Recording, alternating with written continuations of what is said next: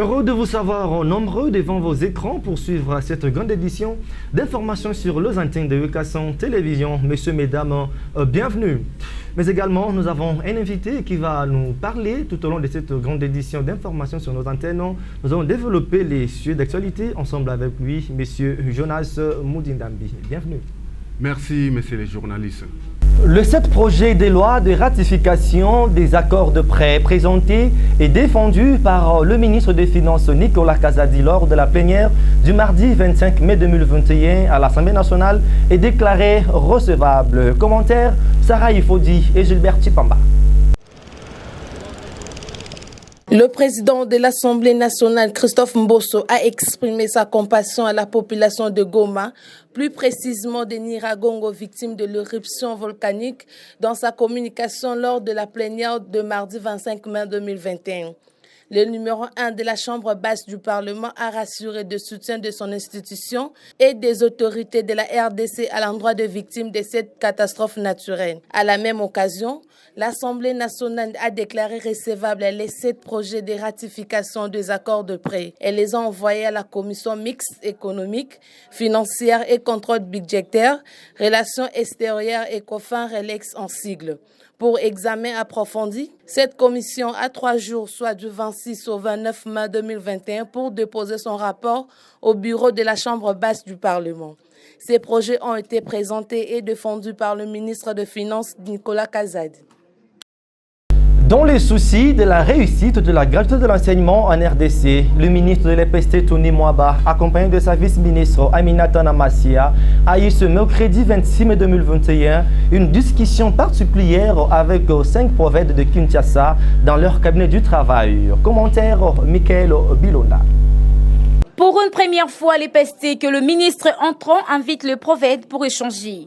Tel fut le cas de Tony Mwaba Kazadi, le gardien de la gratuité, accompagné de sa vice-ministre Aminata Namassia, a échangé le mercredi 26 mai 2021 avec 5 directeurs de province éducationnelles de Kinshasa.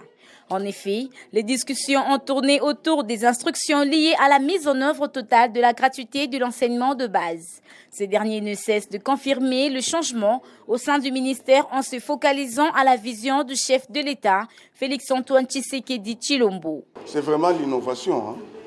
Depuis que je suis prophète dans ce pays, c'est pour la première fois le ministre entrant, invite le prophète pour échanger. Donc je remercie son Excellence, je pense que c'est vraiment ça le début des changements. Il venait de nous entretenir quant au respect des instructions liées à la mise en œuvre totale de la gratuité de l'enseignement dans notre secteur de l'éducation. Il a pu à nous rappeler que nous sommes les représentants valables du ministère dans nos entités et que c'est à nous de l'accompagner, c'est à nous de faire preuve que la gratuité doit domiciler dans le chef de tout le monde. Et qu'il nous a demandé de faire un état de lieu global, en fait qu'il ait l'idée, pas seulement ce qui s'est fait, même les difficultés que nous rencontrons sur place, afin de lui permettre de nous mettre dans de bonnes conditions et que la gratuité dans notre pays soit la réussite totale et que le Congo soit l'exemple de cette mise en œuvre de la gratuité dans d'autres pays du monde. Vous savez, la paie de l'enseignant, c'est un problème du gouvernement. Nous, comme gestionnaires, nous saluons, aussi longtemps qu'il venait d'entrer, il a pris déjà 2 mesures salvatrices. Celle de payer les enseignants de l'école maternelle. Nous sommes ici à Kinshasa, allez-y comprendre qu'on met à la disposition des écoles maternelles des enfants de 3, 4, 5 ans. Et maintenant, ces enseignants-là sont restés pendant plusieurs années sans payer. Avec les fonds qu'il a trouvés, il a pensé juste à donner la paie de ces enseignants de l'école maternelle. Retenons que les prophètes de Kinshasa souhaitent que le bon Dieu garde aussi longtemps Tony Mwaba, vu ses compétences au sein du ministère, car depuis qu'il est à la tête de l'EPST, il ne cesse d'écarter tout ce qui générait la bonne marche du travail. Le ministre d'État, ministre de l'Aménagement du territoire, Guy Luando-Mboyo, a reçu en audience le mardi 25 mai 2021 l'ambassadeur de l'Union européenne en République démocratique du Congo qui désire apporter son soutien à la réforme de l'aménagement du territoire en RDC. Le point avec Alexandre Ansona. Le ministre d'État, ministre de l'Aménagement, Guy Luando-Mboyo, a reçu pour la première fois l'ambassadeur de l'Union européenne en République démocratique du Congo, Jean-Marc Châtaignier, le mardi 25 mai 2021 dans son cabinet. Il s'est agi d'un riche moment d'échange autour de l'appui significatif de l'Union européenne à la réforme de secteur via le financement CAFI. Ça a été évidemment l'occasion d'aborder avec lui les différents sujets dont nous traitons ensemble. Bien, évidemment les sujets d'aménagement du territoire. Vous savez que sans doute que l'Union européenne appuie de façon importante un certain nombre de réserves naturelles et de parcs nationaux liés à l'ICCN. Pour nous, il y a toute une question de sécurisation foncière et de reconnaissance des titres de ces zones. Nous avons discuté de ces aménagements spatiaux avec le ministre. Nous soutenons aussi un autre mécanisme qui s'appelle le CAFI, qui est un mécanisme qui finance les structures d'aménagement du territoire. Et nous avons discuté avec le ministre de la façon de le rendre finalement plus optimal au service du Congo. Rappelons que le ministre d'État Guy Luando a mis à profit de moments pour faire un plaidoyer auprès de l'Union européenne en faveur du processus de réforme du territoire en cours en République démocratique du Congo. L'évolution de l'état de siège dans les provinces de l'Ituri et Nord Kivu ainsi que le début de la redynamisation du parti dans le Grand Bandundu étaient parmi les points soulevés par Augustin Kabouya, le secrétaire général de l'UDPS, lors de la matinée politique tenue au siège du parti à Limete le mardi 25 mai 2021. Reportage de Christian Libengue et Gédéon Poutou. Suivez.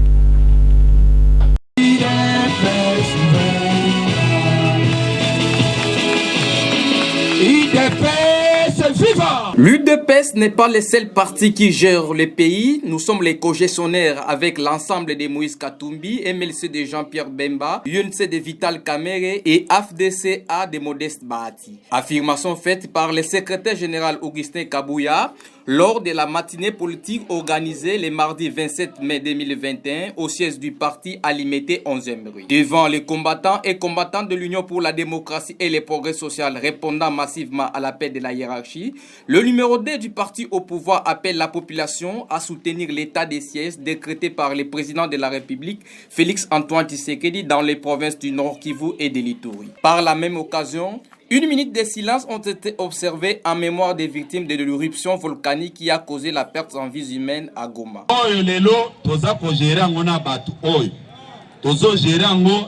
na président ya ensemble ndeko Moïse Katumbi.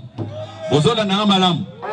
Toza ko gérer yango na ndeko na biso président MLC ndeko Jean-Pierre Mbemba. Toyokani. Toza ko gérer yango na batu ya ndeko Vital Kamere. Toyokani.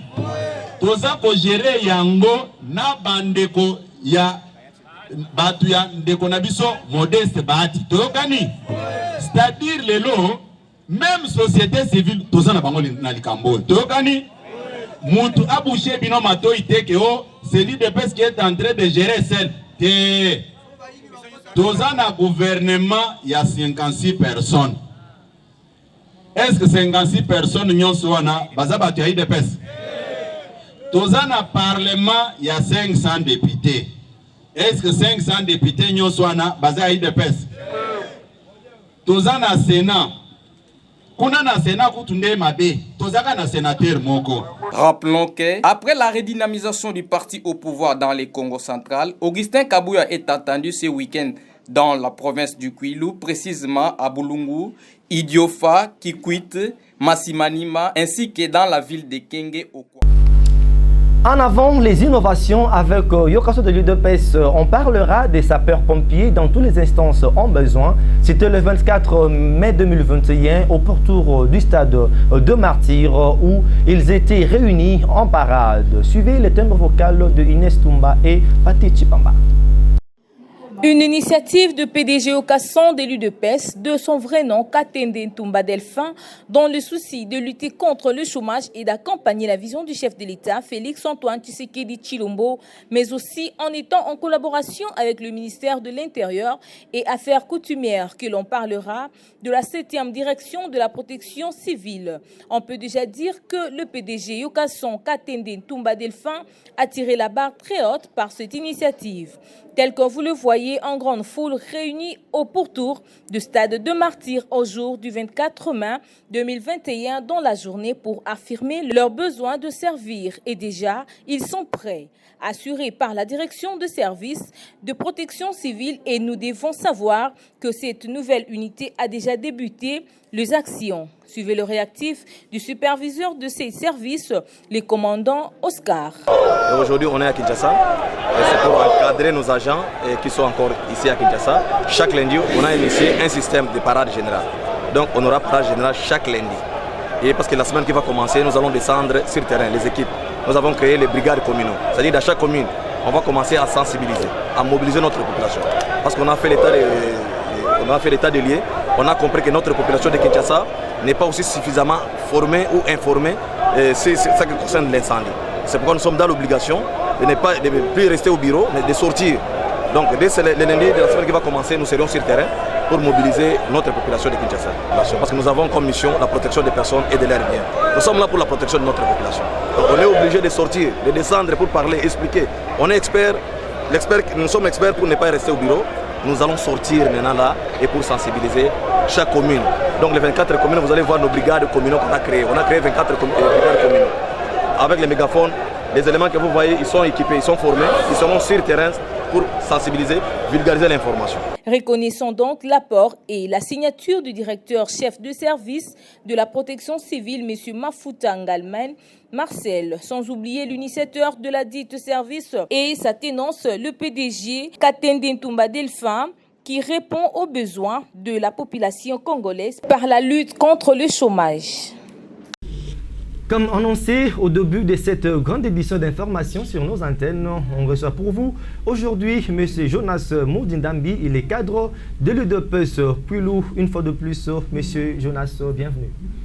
Merci beaucoup. Alors, vous êtes au cadre de l'UDPS Kwilu. Quelles sont les fonctions que vous assumez dans le parti Kwilu? Merci pour la question. Messieurs les journalistes, je vais vous informer les rôles que moi j'assume au sein de l'IDPS.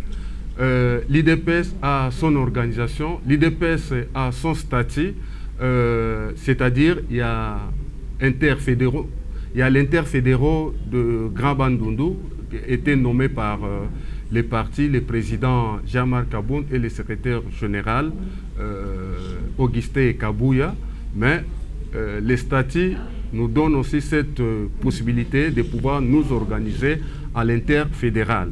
Dans ce cadre, sous le leadership du secrétaire général adjoint Gisèle Mbouakem, nous sommes organisés en dynamique des Grands Bandundu.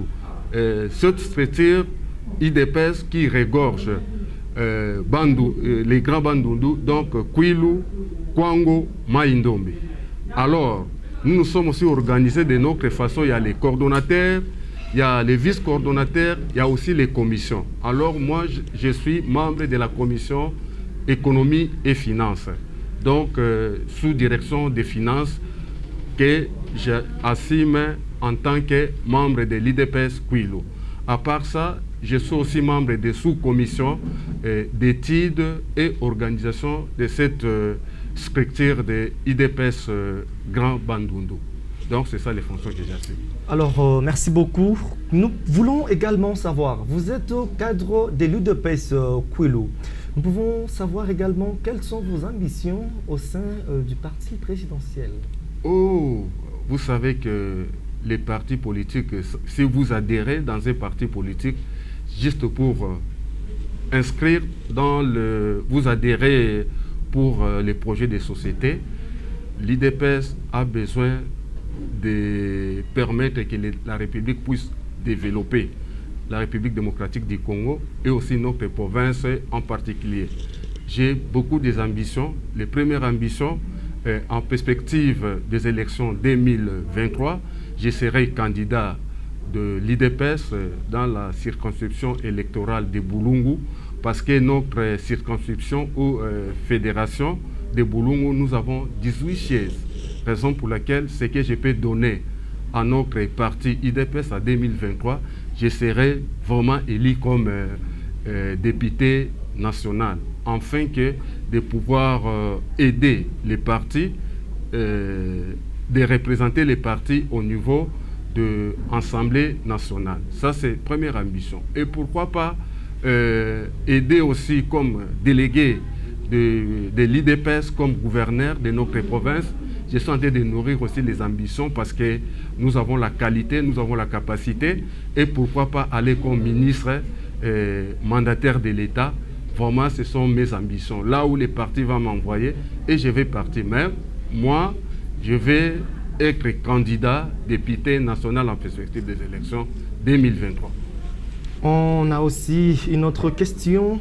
Bientôt, le secrétaire général de l'UDPS, Augustin Kabouya, il sera à Kwilu.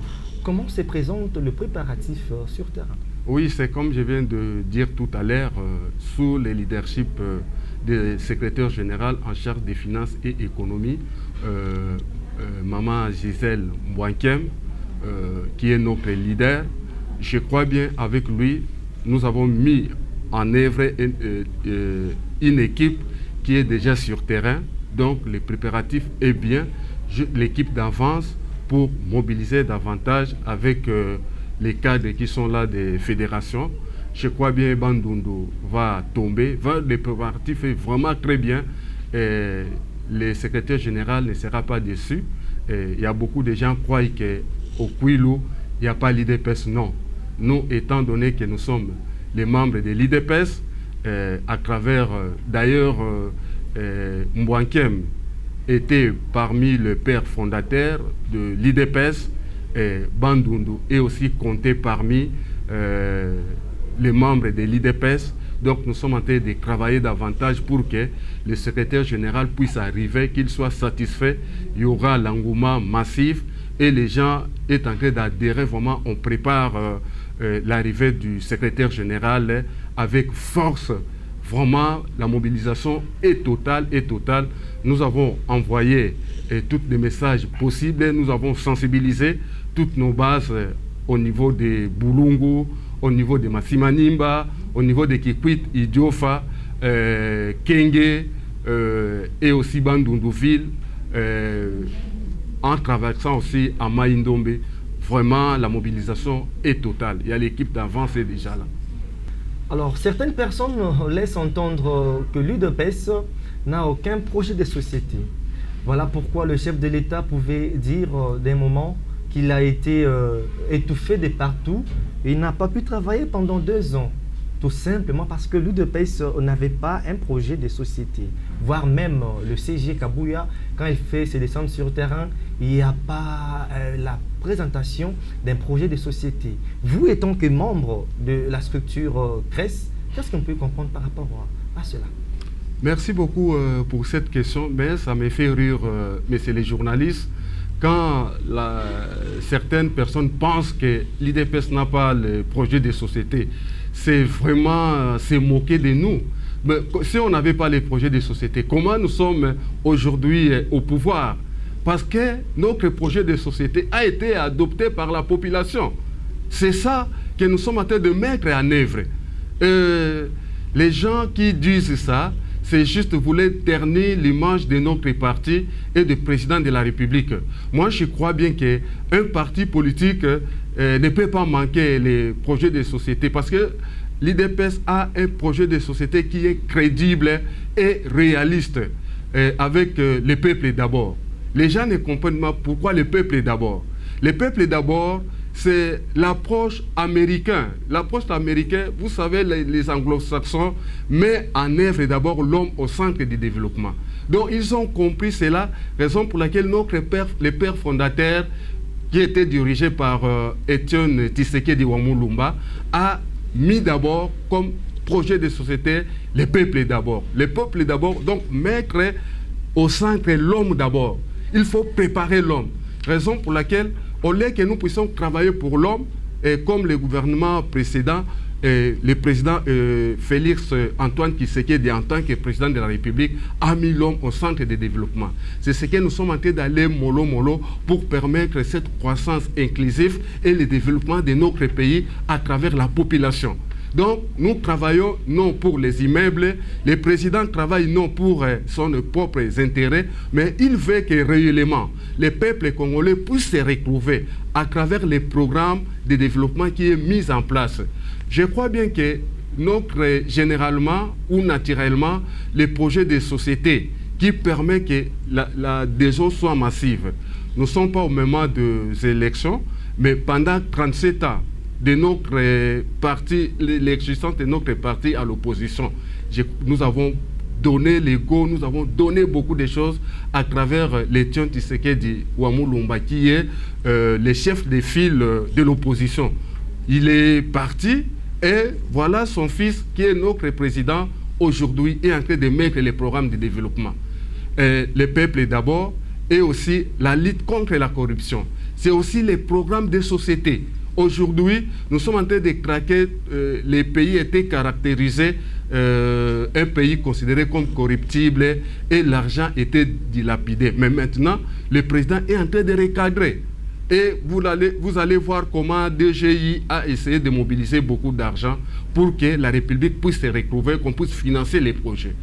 Ce sont les réalisations ou soit les fruits des sociétés, des projets de société de notre parti. Si le président de la République aujourd'hui n'a pas travaillé 2 ans, il n'y a pas les résultats. C'est du mensonge. Quand on dit qu'il n'y a pas les résultats, il y a les résultats là. Bien que notre mariage entre CACH et FCC, il y avait vraiment beaucoup de problèmes là autour de ces mariages, mais le président de la République, pendant 2 ans, vient de donner l'espoir au peuple congolais. Mais c'est les journalistes. J'ai toujours aimé le président de la République, Antoine Tshisekedi. C'est un visionnaire. Il se conforme à chaque événement, à chaque situation. À chaque événement, à chaque situation, il se conforme comme les tracteurs qui donnent les résultats. Vous voyez les tracteurs à chenil, parce qu'il y a un problème, il se transforme comme tracteur à chenil, pas pour brouiller la terre et tous les obstacles.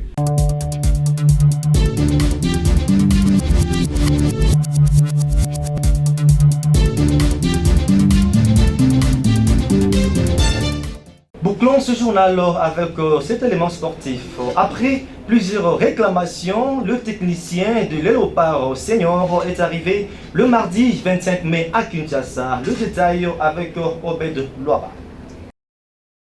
Le tant attendu Hector Couper, le nouveau sélectionneur des Léopards, est arrivé le mardi dernier à Kinshasa, la capitale congolaise.